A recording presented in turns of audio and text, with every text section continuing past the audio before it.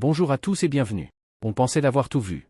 On pensait que le marché électrique européen était verrouillé par Tesla, Peugeot, Volkswagen, Renault. On pensait que les Chinois allaient mettre des années à comprendre les attentes du public français. Et pourtant, un nouveau joueur vient d'entrer sur le terrain. Un joueur que personne n'attendait.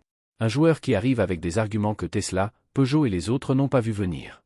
Ce joueur, c'est Geely. Et son arme, c'est le Geely E5, un SUV électrique compact qui débarque en France avec une ambition claire: bousculer tout le monde.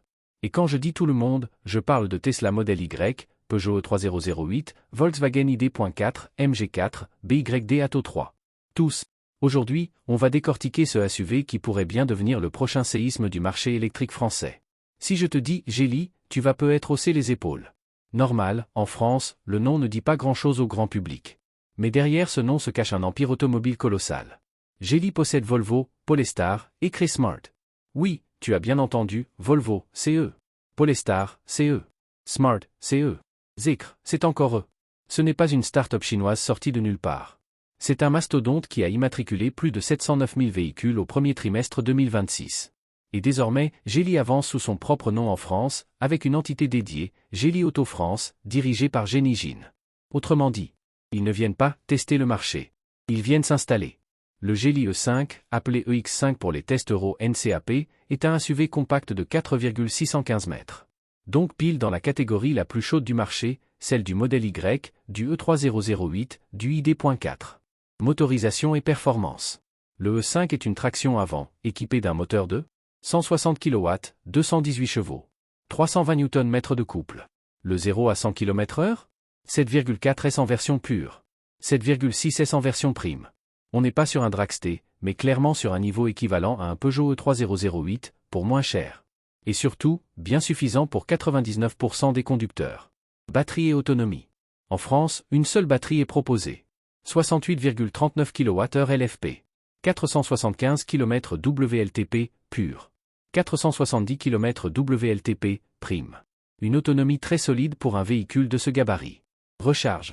100 kW en DC, soit un passage de 30 à 80% en 20 minutes. 11 kW en AC.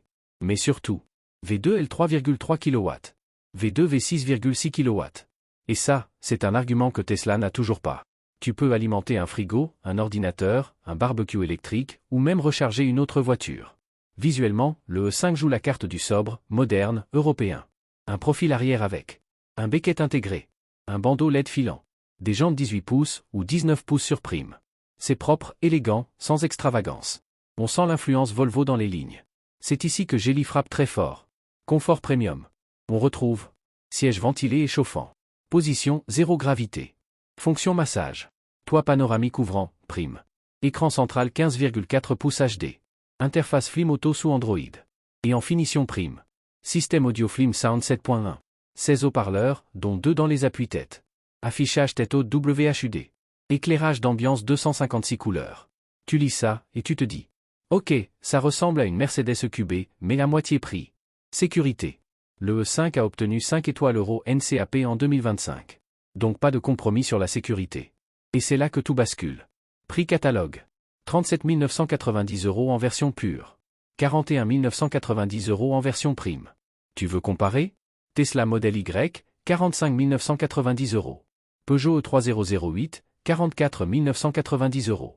VWID.4, 43 000 € plus. Le E5 arrive 3 000 à 7 000 € moins cher que ses concurrents directs. LLD agressive. 399 à 439 € moins, sans apport. 48 mois, 40 000 km. Offre de lancement, 299 € moins, mais avec 13% d'apport.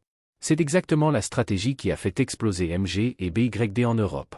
Au lancement, Geely annonce 8 concessions.